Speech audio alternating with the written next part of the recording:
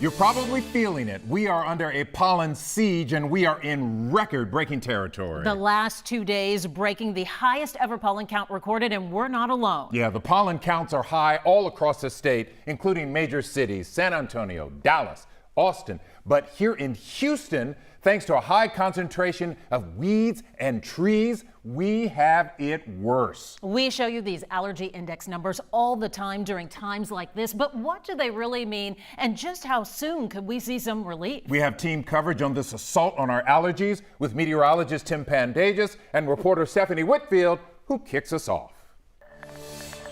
A lot of people can feel when allergies are high, but there's a scientific way microbiologists count pollen.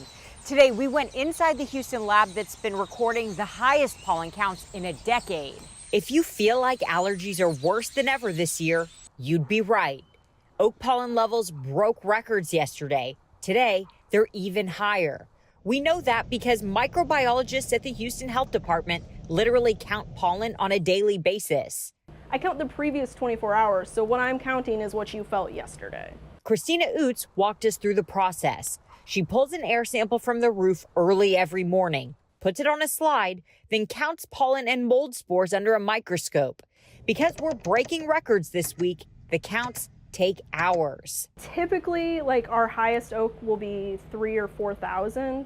I did find one year that it had 5,000, but this year we're getting 9,000 and 10,000. The result? Everything is covered with pollen, and allergies are terrible. To make matters worse, pollen from grass and weeds are high too. Pretty terrible. I actually went home early yesterday because I was not feeling well, and I took some Benadryl and went to sleep. This spring weather is the perfect storm for allergy sufferers. If you're one of them, this is the week to stay indoors. As picture perfect as it is outside, the breeze actually drives pollen counts up even higher, and we've literally seen clouds of yellow every time there's a big gust of wind. Now we're going to go to Tim Pantages with weather, who has more on why pollen counts are so high this year. Yes, Stephanie, the pollen count today, especially oak, is 10,704. And now, why is it so high? Why is it record-breaking? Well, as Stephanie mentioned, it's the wind. And it's not only our oak trees here locally that are blossoming and adding pollen to the air, but winds are coming in out of the northwest, and that's transporting pollen from areas outside of southeast Texas right into our own neighborhoods, which is why those numbers are shooting through the roof.